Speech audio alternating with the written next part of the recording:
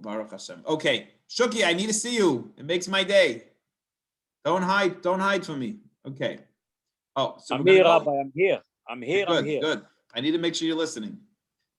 Okay, so going to the WhatsApp, the daily class, we're going to talk today about the Choshen. So, the Choshen must have been gorgeous, must have been absolutely beautiful. Let's go back to yesterday's, and I mean, this is a picture of it. If you look at the picture, they were basically a breastplate. So what was the bottom layer of the breastplate? The Torah is going to tell us today, interesting, that it was actually folded over. It was made out of 2 sheets of cloth. I mean, you could kind of see the size in the picture, but the Torah says like a zeres, like a hand, an arm length. That's how big it was. It was an arm length, see inside, and it was square. But originally, before it was square, it was double square. It was double the size, the rectangle. And then they flipped it over. And I guess the flipping over is important because inside there is going to be the battery, not really a battery, is going to be the holy name of Hashem that's going to give it the spiritual power to operate this direct communication with Hashem. You know, all those jokes that are made, you know, you have a direct phone to God, whatever. This literally was actually the direct communication with Hashem, this very, very special piece. Now you'll notice that on top of it were the gemstones, but the gemstones were not sewed, I guess, directly into the cloth.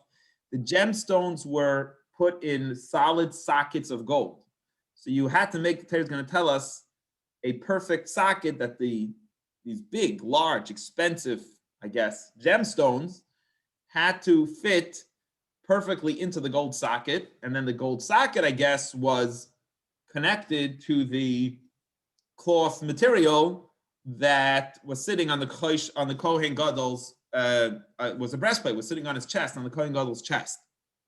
Now, I believe it was folded over. We're going to see in a picture, another picture I'll show you in a minute from on bottom. Let me actually go there. I'll show you another picture that I posted today.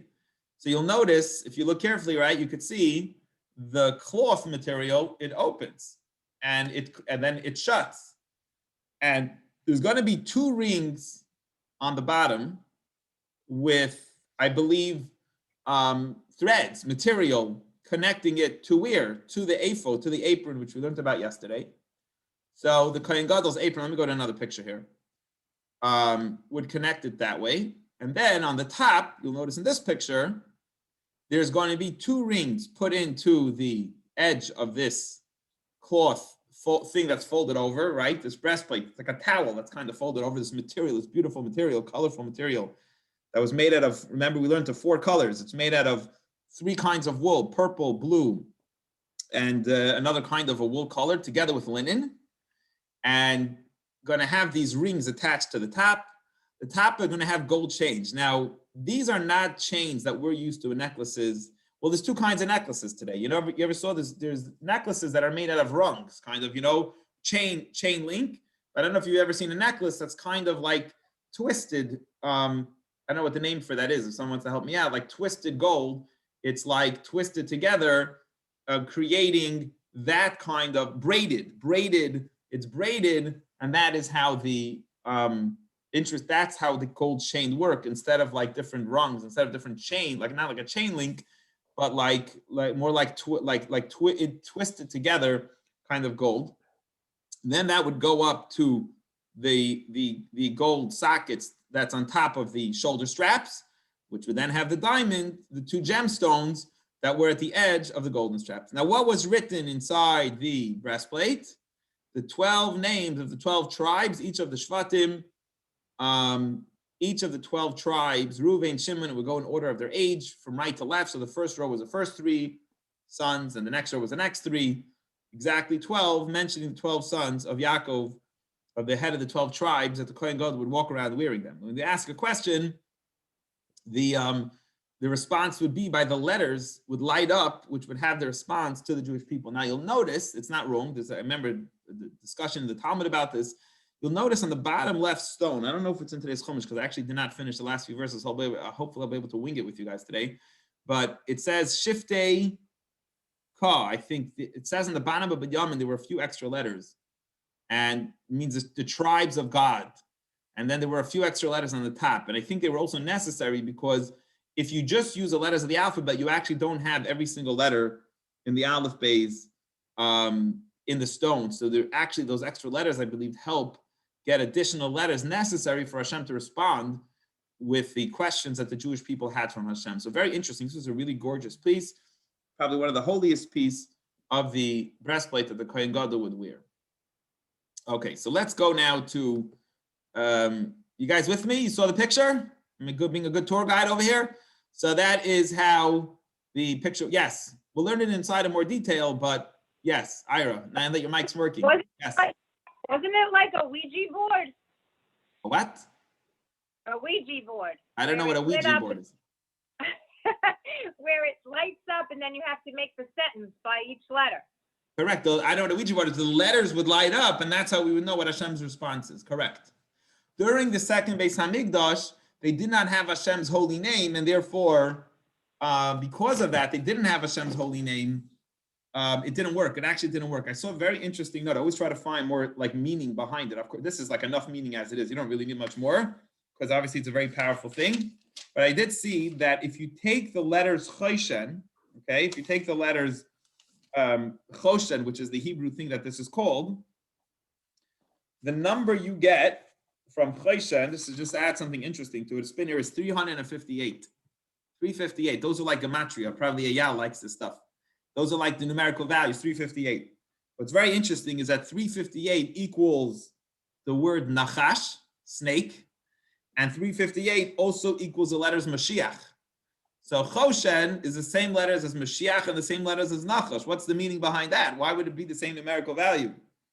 And he brings here, I believe from a talk from the Rebbe, that the whole point is to fix the sin of the snake and bring the coming of Mashiach. So it's recognized in the Choshen because when we had the first temple, godliness was revealed, but the second temple, it didn't work. It actually, the lights didn't light up because it didn't have Hashem's holy name.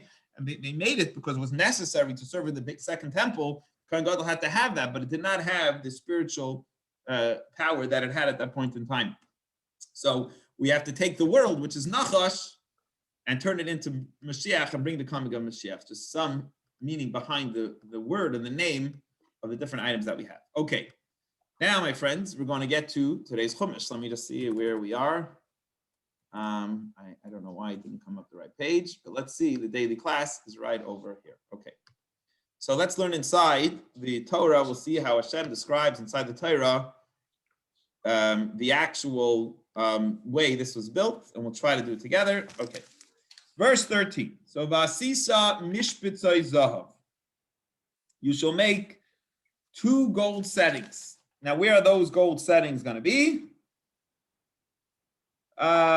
Those settings are going to be on the shoulder straps that are coming down from the apron that the Kohen Gadol was wearing. So, because we need to tell you, Rashi says, where you're going to connect this gold, this diamond-studded gem breastplate, where's it going to be connected to? So we're letting you know that on the shoulder straps of the apron that the Kohen Gadol was wearing, there were a setting made out of gold, 2 gold settings, and eventually when they make the Choshen, they're going to create those golden chains, right? Shuki's showing us in the picture, that create the golden chains that are going to go through those shoulder strap settings in order that the Choshen, that the breastplate will be able to sit on them. Okay, next verse. Let's go to the next one. So they made 2 gold chains in the shoulder straps of the apron that will eventually connect this Choshen to. And you made 2 gold chains. 2 gold chains. Migbalos. The chains were on the 2 edges, right? The 2 edges of the apron and of the Choshen, of where the breastplate will be. It's going to be on both sides of the neck, right? Come down, hang down both sides of the neck of the Kohen Gadol. Tasa oisam maisi avos. They should be cables. Oh, that's the word I was looking for before. Don't make them like a gold chain necklace that's chain link, but make it cables, the kind of a gold strap. It should be a cable necklace, a cable ring, cables. And you'll place the cable chains on the settings that's hanging down from the apron, from the shoulder straps of the apron, you're going to put on the setting. So, like, I guess like in the Verzano bridge, I think we have those cables, right? No, So Rabbi, guess, it says here, sorry, Rabbi, it says here chain has to be chain of obededet. Obededet, it's meant chain, it's like what braided chains. So, it's interlocking each other. So it was a chain, but it was braided pieces to the chain. Is that what it means? So interlocking each other, yes. So it's a mean chain. It's not a cable. Because here he says that a braided chain. So braided chains interlocking to the links. So you're saying it was a cable, but it was also a chain. Okay, and you could be. Could be. It's different. Also, in the beginning of the sentence, it says "zahav tahor," so mean pure gold. Pure gold. It's mentioning pure, something behind it, probably, right? What do you mean behind it? Behind the pure gold, it's not the zahav. It says "zahav tahor." Yeah, all the items are made out of pure gold. Correct. Yeah, that's true. I mentioned that on Shabbos and Shul, actually, I think I mentioned here before that the table was made out of pure gold. I saw one of the commentaries say that table represents our business, that our business should be pure. So everything in life has to be pure. It can't be questionable upon the business we do. So maybe it has the same significance here that it always has to be pure. It can't be, but also maybe it could mean simply that it's because it's the Mishkan, it's the tabernacle. So everything should be the most expensive. They say everything has to be rich. And therefore, maybe pure gold is more significant. But yes, I'm sure there's more meaning behind it. But you're probably right. Thank you for the correction. So it was chain link, but it was cables that it was maybe each link was made in a cable way. Okay, that's very possible. That's what it means. Okay, go to the next sentence. You'll see that it has to be interlocking. It's look like a resh and lamed. Okay, let's go. So let's go on. Fine. So verse, thank you, Zev. Verse 15. Vasisa choshen mishpat, and you should make a choshen mishpat. So that's the breastplate. In Hebrew, he calls it a choshen of judgment. So Rashi is going to ask right away an interesting question. Why do we call the golden breastplate the breastplate of judgment?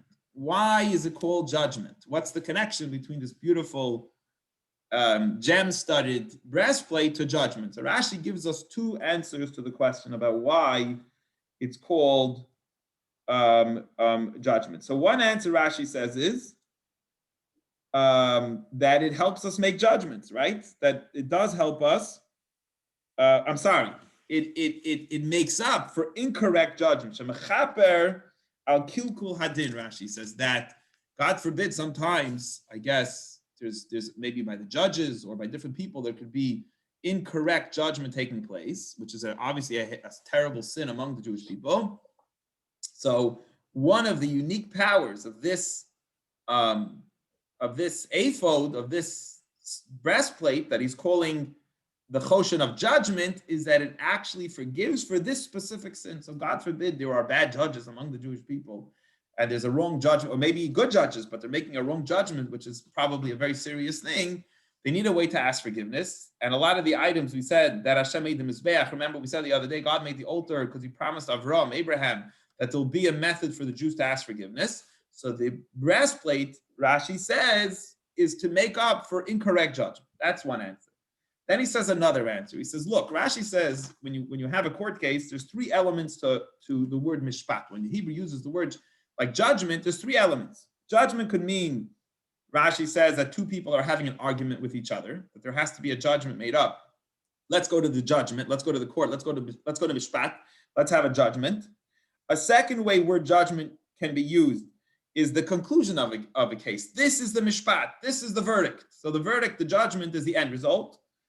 And a third option is, it doesn't mean this is the verdict, but this is the punishment. This is the mishpat. This is the punishment for what to take place. So I could actually use in Hebrew the word judgment in three ways. There's a mishpat. There's a judgment, which means there's two people having a judgment against each other. Another way to say mishpat is that we concluded this is the mishpat, this is the judgment of the case that we concluded it. The third way is this is the judgment, this is the outcome, the punishment of the case. But either way, Rashi says what happens is in the case is there's clarity. There's confusion before. We don't know what the clarity is. So mishpat actually could take on the term to mean clarity is resolved, that there was confusion and there's clarity here. So the word now, why is it called judgment? Choshen mishpat, the choshen of judgment, is because this brings a lot of clarity to the Jewish people. There's confusion. I guess you could ask Hashem a question and different things. So it brings life clarity. So there was two elements to this item. One, Rashi says, is that it brought forgiveness for incorrect judgments. And number two, it was called judgment because it actually brought clarity, solved confusion that was among the Jewish people, and it brought clarity among the Jewish people. Very interesting why we're calling this gemstone breastplate judgment, because those are the ways, the connection to judgment. Continuing right along, Maisei Choshev, the material that's behind the sockets, the gold sockets and the gems and the stones, have to be made weaving. Remember, we learned there's three methods of sewing. We learned there is either embroidery, there's crochet, and there's weaving. Do it in a way of weaving. Remember, weaving, we says that when you weave, you could have two different pictures on both sides. So the method of this item has to be weaving. I believe that's similar to the apron that the Kohen Gadol was wearing. Yeah, make it similar to the robe that the Kohen was wearing. Same colors, maybe same scheme. You know, it's like things are matching. It should be zahav, and it should have 5 different threads. And we learned this yesterday. Make gold interesting. We learned yesterday how they made gold threads. And also tchelas, it should be blue, vargamon, and purple, v'telah shani, and crimson, and all those 4 colors. So you have 3 colors of wool thread together with 1 thread of gold, v'sheish mashzar, and linen. Tasa oisi is how you should make it. So you're making a gorgeous, weaved, beautiful material, weaved out of 5 different kinds of threads. This gorgeous material that's going to be hanging on the Kohen Gadol's and the high priest chest. Revuah yiyeh, continuing along verse 16, it should be square. It's going to come out to be a square. What size square should it be? Zeres orkoi v'zeres rachbai. Its length 1 span and its width 1 span. I believe I saw this here. That it was it's double suspense before the Kohen Gadol against his heart.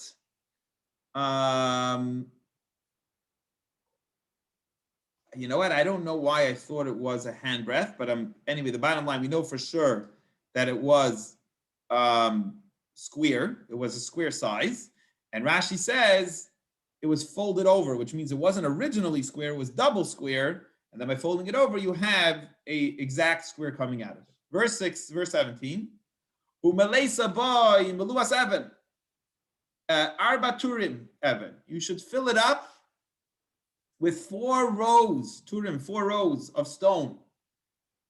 4 rows of stone of 3, right? So each row has the 4 rows, 3 gems in each stone. So, and the stone should be sitting in these golden sockets that it fills up nicely, fills up the whole golden placement that it sits in. Like it's like just like we make rings and stuff. You put a ring inside, but it's not, the gemstone doesn't stick out. It fills the inside of the golden plate that's made for it, the golden socket that it's made for it. And what are the names? He tells you the exact names. Each stone is a different kind of gem. So he says, Oidam, one of them is called Odem, Pitida uverekas atura echad. The first one were 3 stones called Odem, Pitida uverekas. And Rashi would tell us they're going to have the order. These 3 stones is going to be Ruvain, Shimon, and Levi. That's the names that are going to be on them. Vatura Sheni, the second row, there are 3 other kinds of thing. It's called Neifach. Sapphire is a name that you guys might know. It's called sapphire, right? That's a gem. Maybe you know the name. And now V'yahalom and Yahalom. Also, I think it's a common Hebrew word. It's a diamond. It's a diamond. It's a diamond. Yahalom is a diamond. Okay, by the way, this is all 3 stones in verse 18 Yud Het. It's all has the same structure of hardness. I mean, the same chemical group is in the same chemical group. So they're very hard because stones going by the hardness of the stone. Like the harder stone, it's a diamonds. You can cut with the diamonds everything. Then carbondum, it's a base of the sapphire and ruby and sapphire. It's also sapphire. It's very very strong stone. Also, strong. So you're saying there's a common denominator between the actual stones in each row. Interesting. Okay. The hardness. Yes. But Torah Shlishi, the third row is Leshem, Shavoi, Va'achlama. I don't know what those are, but there's another 3 kinds of stones. Batura Revi in the first row is Tarshish. Onyx, amethyst, and also some group of crystal yachnot. Crystal. Batura Revi, Tarshish, Vishoyam, Yoshva. And I think I maybe heard of Yashva, that's maybe Yashva. Shoham, yes. and the Shoham stone, I also heard of that before.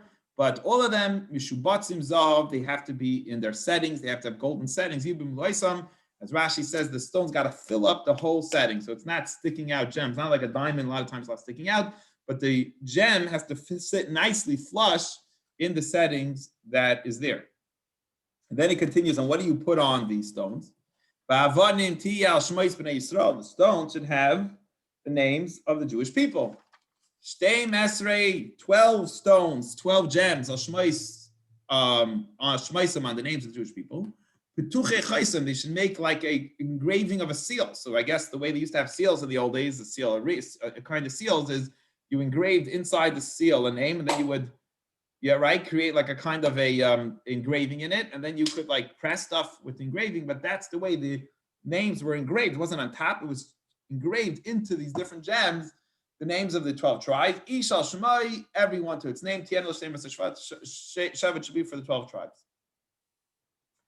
And on this breastplate, the Sisa al HaChoshen, and on the breastplate, although we mentioned it before, Rashi explains it before, we mentioned the chains, right? The cables, the chains, just because we wanted you to know where they're going. But here's actually, Rashi tells us where he's going to tell us to make them, the commandment to make these golden chains that were braided.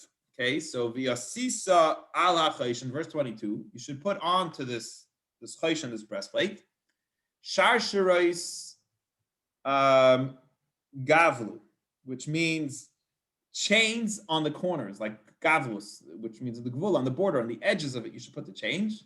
Ma'aseh aves, and here's where he says it should be a work of cables or braided, okay, so that the chains should be braided. Zahav tahar, and they should be made out of pure gold. Okay, so it should be made out of pure gold. Now, vasisa ala choshen, and you should put on the breastplate.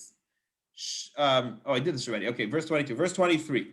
Vasisa ala choshen, you should put on the breastplate shtei tabois, two rings, two golden rings, tei tabois zahav, on the corners, on the top of the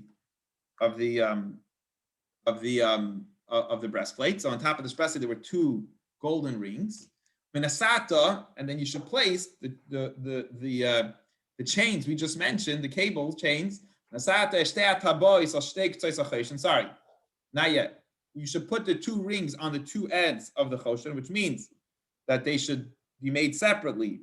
And you put the rings, you then connect the rings that you made, the golden rings you made to the choshen. You connect it, bond them together, take two gold rings and you connect it to the breastplate. And then you place the shtei avoises, the two chain link cables that you made into those rings. Al shtei hatavois, on the two rings, that's on the corner on the edges of the choshen. And then the two other ends of the golden cables. I'll show a picture in a minute because the pictures you'll understand it right away. Now you connect those to the two settings that were at the edge of the shoulder strap of the apron. And you should make them facing in front of the kohen gadol, at the tips, in front of the choshen, in front of the breastplate, facing everyone. The top, at the tip top of that thing is where they're connected. So let's just go for a moment to a picture because we're describing it in detail. And we'll show you inside exactly what he is saying. So right here, you see, so you have the shoulder straps of the apron, right? It's like a backwards apron coming over the shoulders of the kohen gadol. The two gemstones on the tip of the shoulders, which each gemstone has 6 names of the tribe.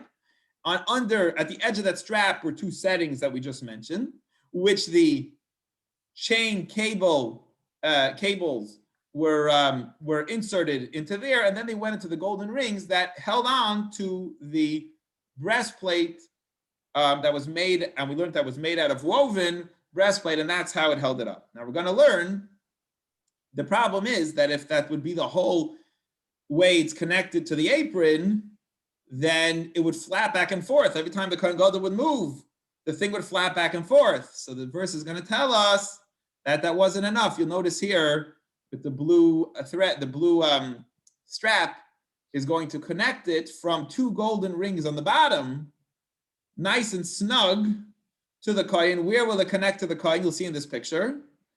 To the back of the apron. If I understand correctly, we'll go inside to the back of the apron. So the rings on the top of the Choshen would go to the front of the Kohen. And the straps on the bottom would go to the back of the Kohen, nice and tight to the back. We attach the back of the Kohen's apron in order to make it nice and snug. Let me just show you the apron for a minute for those who didn't see it yesterday. That is what the apron looks like, okay? Those who weren't here yesterday, it was like you wore it backwards. So the shoulder straps came over from the back to the front, and the apron went all the way down to the feet. So the Choshen is going to be attached to the two top straps over the shoulder, and they're going to have straps in the bottom going to connecting to a lower part of the ephod of the apron of the Kohen Gadol. Okay, this is much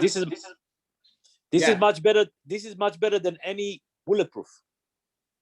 Yeah, bulletproof. You're saying you could like take care of anything. You know, if you had that, you had your jetpack, your missile, your everything. This was it. Let me just finish. I'm going to do two more verses, that will take questions, okay? Actually didn't have time to finish the parsha. I'm going to see if I can wing it. Just read the last few verses here. And the two ends of the two cables you connect to the shoulder straps. To the settings that were in the shoulder straps. You should attach it to the shoulder straps of the apron. In front of it, it's the straps, the whole setting on the top of the Choshen connects to the front of the Kohen. However, verse 26, and you should make another two rings. They said it wasn't enough because it'll flap back and forth. So put another two rings. Put them on the two edges. On the tip, on the bottom. Asher al aver ha'ephod, to the inner side of the ephod. So that wouldn't attach straight down. I guess it kind of went inside towards the back. It's strung around. I believe that means that the straps went down to the back of the apron. Okay, I'm just winging it here because I didn't have a chance to prepare this. And verse 27, Vasisa shteta b'zahav, and you should make two gold rings. So put the two rings at the bottom front of the Choshen, of this breastplate. And you'll tie it above the belt, the band of the ephod. We learned that there was a beautiful belt that was a big part of the apron, was this beautiful belt that held the robe under it together. So the rings will be a little bit above. The Choshen will end, this breastplate will end above the beautiful big belt that the Kohen Gadol was wearing. As we learned, the belt seemed to play a big part in the temple. And we have two more verses. Shall fasten the Choshen by its rings. El tabois ha'ephod, to the ephod with a blue cord. So that bottom ring that was attaching to the apron in the back was a blue, kind of like we saw in the picture, was a blue cord that attached the breastplate to the lower part of the apron. Bipsil tachelas, with a blue cord, the yisal cheshav ephod, v'layizach cheshav al ephod, and the choshen will not move, shouldn't shake around, shouldn't shake back and forth, should always be connected nice and tight. Is how that breastplate always needs to be connected to the robe. And then Aaron will walk around with the names of the Jewish people by Choshen on the breastplate, Choshen and Mishpat on the breastplate of judgment. Aliba will always be on his heart, so it's very specific with where it had to go on his heart. Whenever he comes into the holies, as a remembrance, before Hashem constantly. So we'd always walk around to help, whatever, to make Hashem remember the 12 tribes is why he would wear them on his shoulders and also on his breastplate. And you put inside, remember, because it was a cloth that was folded over, so you stick inside the breastplate of judgment, the Choshen, you put in something called the Urim and the Tumim. The Urim and the Tumim is the famous name of Hashem that he would stick inside, a name we don't know today. And that would make that was the battery, that was the energy that would make the letters light up when you get a response from Hashem. It should always be on Aaron's heart. Whenever he comes before God, he should wear it. And also Aaron is mishpat b'nei Yisrael, and Aaron will carry the judgment to the Jewish people. Lead by the Fnei Hashem Tamid, constantly before Hashem. So this thing should always be in front, carried with the high priest. And they would ask, should we do this? Should we go to war? Should we not go to war? And it would forgive for the sins. As we said, that's why it's called the Choshen of Mishpat. Okay, so that's it. That is the end of today's Chumash. Any questions or comments? So there were a number of questions trying to understand these different items in the Beis Hamikdash. Yes, any questions or comments? Please share. Yes, Ira. So there was only one item made, correct? And for every one garment made, correct? For every Kohen Gadol, you're asking if there was another set? Well, I'm saying like when you had another Kohen Gadol, if he was larger, let's say, or like a different size. The first one was a size 32, and the next guy's a size 54. What do they do? I mean, it doesn't seem to me that you're probably right. It would probably be a problem for some of the clothes. So they would make by the way, there was a lot of Kohanim, they would make a lot of the clothes. I'll tell you an interesting rule. There was like some of the specific sewing instructions where it's a prohibition in the Torah, the Kohen's not allowed to rip his clothes. Imagine that. So they would make the collars, like the edges, doubled over thick so that you would never rip by accident the clothing. So there was a sewing team that would sew it. And then there was a question like, what would you do with it? Because you can't just get rid of it now. Do you bury it? I think maybe they would make wicks for the menorah, maybe something in my mind. I don't know if I'm thinking that, but I remember something vaguely of that. What would they do with the clothing when they were done? But I mean, Bury it. I don't know if the breastplate, they probably only had one name of Hashem that they had that would work. I don't know if that needed to, that might have been one size fits all.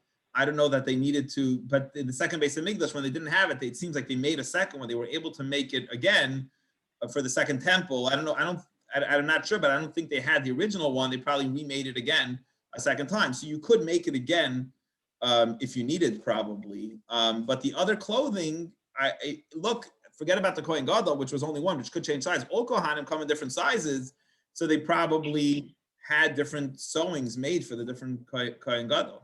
I think there's like some rules. Could another Kohen wear it? There are a lot of rules. I don't remember right now offhand, but there are a lot of rules regarding this type of interesting question. Yes, Terry. Yes. One thing I understand to Ira is that they had like a robe, and then they had that belt that went around 7 times or something. So there were two. There were 2 different belts actually. There was I understand correctly. There were 2 different belts. One belt was they had a white shirt, it calls it, but it's like a white robe underneath, which the regular Kohen wore too. And I believe, if I understood Rashi correctly, the belt went around that white robe, and then the apron was kind of belt to the outer robe that they wore. Right. So it could fit anybody. But my question is, where did they get all these people that knew how to do the gems and the sewing and the embroidering? Where did they do this? You said to me that they were slaves. Where did they get to know how to do this? So first of all, he does say, it doesn't mean that they weren't talented in this. Hashem, by the way, it's a talent. I would say it's a God-given talent. It does, by the way, the parsha starts off, when it talks about it, it says, that's exactly what it says. It's interesting, it addresses that. It says, at the beginning of the parsha, it says, V'ata hakar v'lacha, it says, and you shall speak to all the wise-hearted people whose hearts I have filled with the spirit of wisdom, that they shall make Aaron's garments to sanctify them. So they were looking for the talented people. It's an interesting question. They were looking for the talented people. It says that there were women, I don't remember where, maybe we'll come to this Rashi, who knew how to sew with the wool on the animals. That there was like I don't know how it didn't hurt the animals, whatever, but somehow they were extremely talented people. In life, you have talented people. So Hashem gave, it says, people that were gifted. They were gifted people who knew how to do this kind of stuff. There will be, there will be a guy called Bezalel, I think, who Hashem, who was like the head architect, the head, the guy who oversaw it, who was extremely talented. So I guess if they're slaves, it doesn't mean they're not talented, but they don't have talent among them who would be able to put this together. But you're right, it was extremely complex. It seems you needed really talented people to build this sophisticated kind of stuff. It's an interesting point that you point out, but that's how he starts off when it talks about the clothes of he doesn't mention this earlier. Right now, by the clothes of Aaron, he says, you should speak to the wise-hearted people whose hearts I filled them with the spirit of wisdom. So there were people, talk to the right people Well, Hashem gave them the talents. Interesting point. Thank Okay. you. Anybody else want to share anything else to What's add? the meaning behind the upper? Why they using upper here? Upper has to be with the stones. Upper has to be. It's a part that they put it on a finger when they're sewing something, right? I don't know what upper. What's the Hebrew word? Do you know the Hebrew word for it? Hebrew word for upper. Let me see. And in any of pasukim this says here. Lemala, I think. Upper.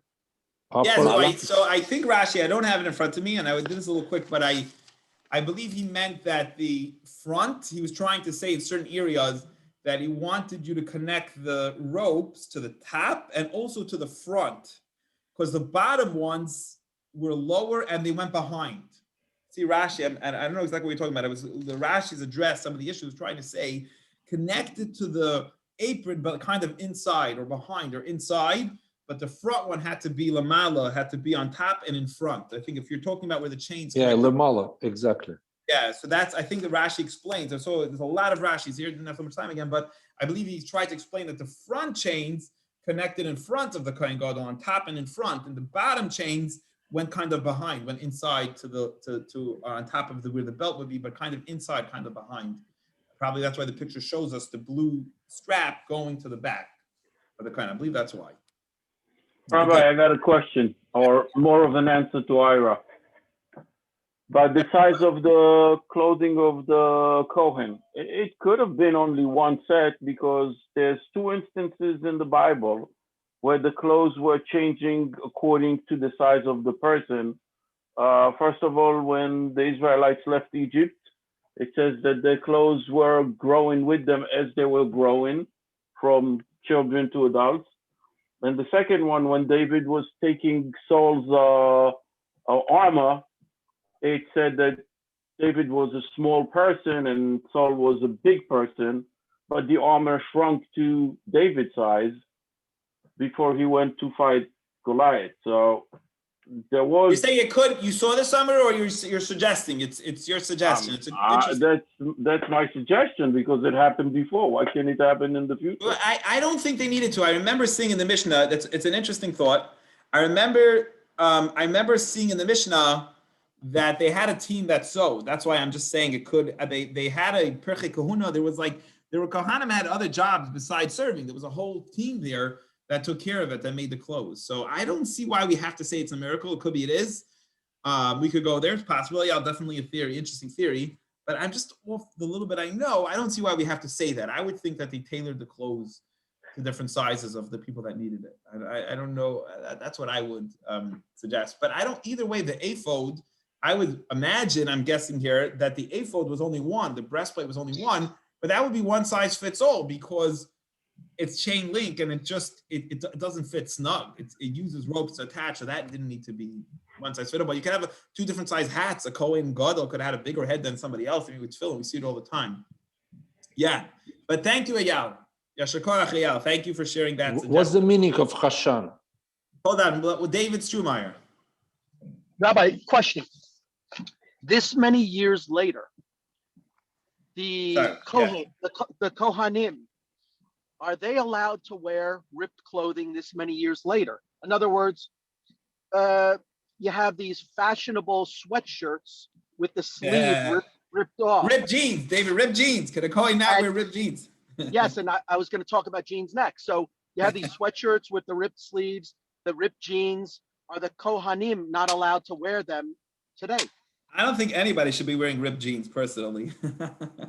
Well, I don't know how good that is. I happen to think they look very fashionable. So, oh, really?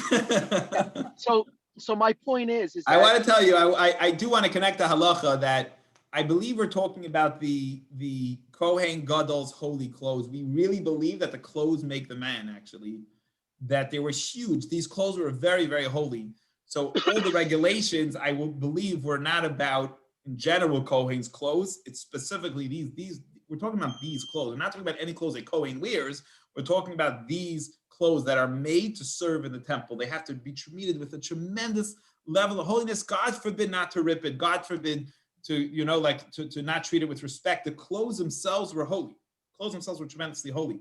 I do want it. So you're not far off though.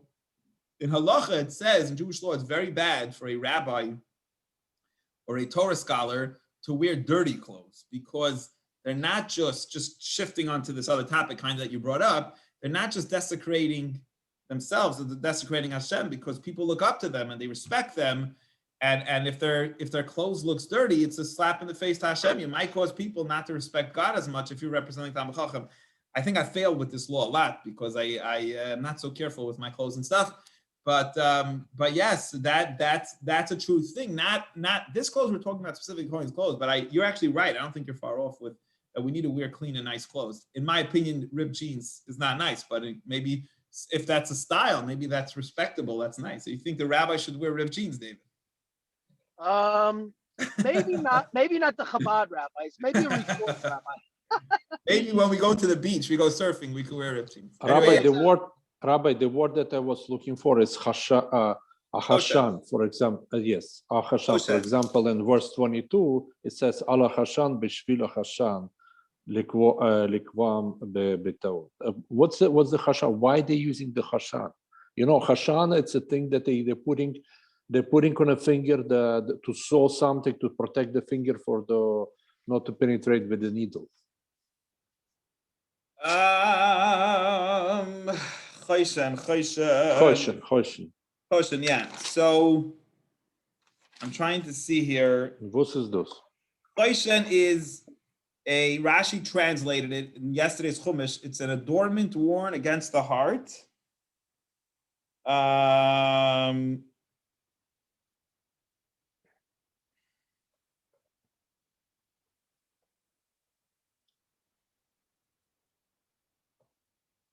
Something interesting. I just add some fast. Sorry, I'm going to go off topic here. Okay. Choshen is did I say in the beginning of the class that Choshen was the equivalent?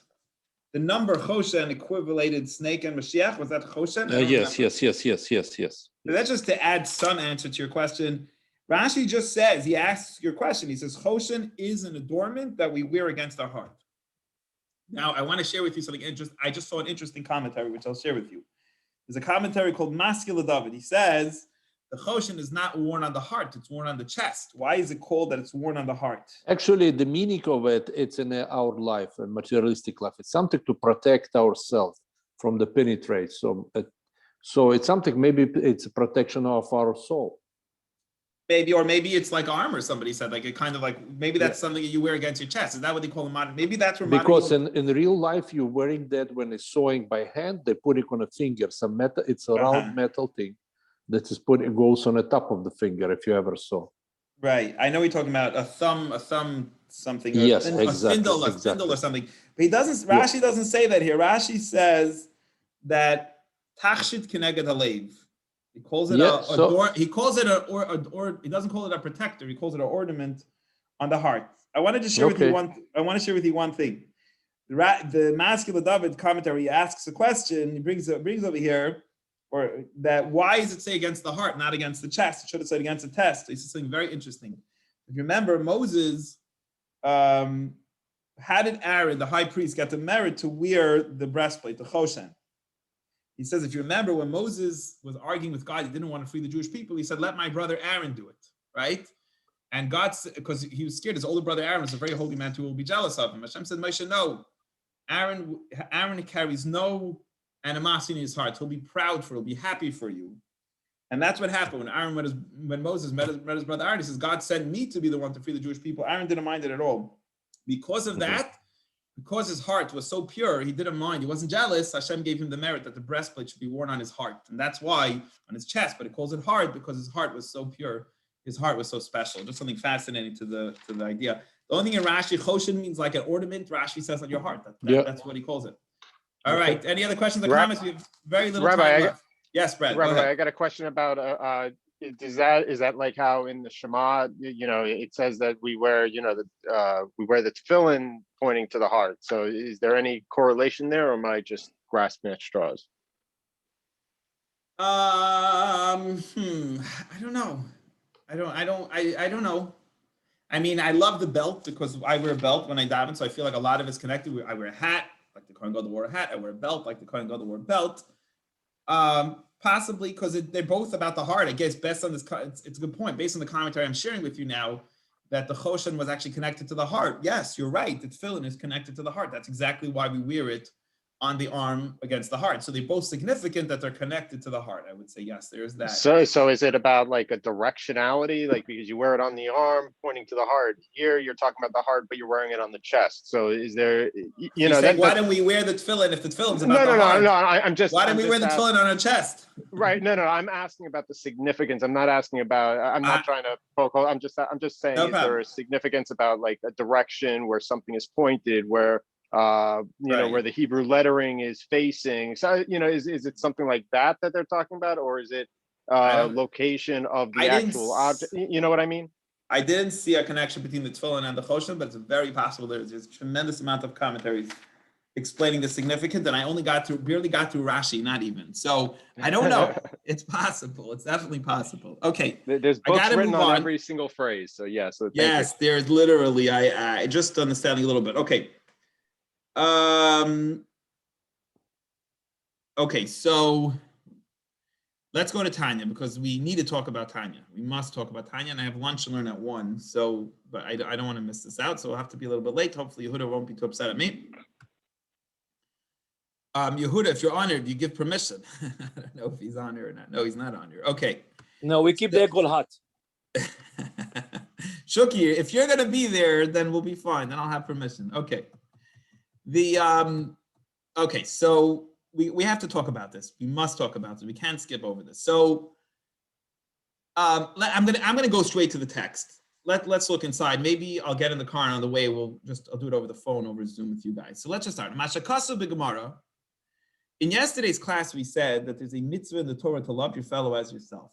And we said that it's impossible for a person who views his body as important. Oh, I forgot to stop recording.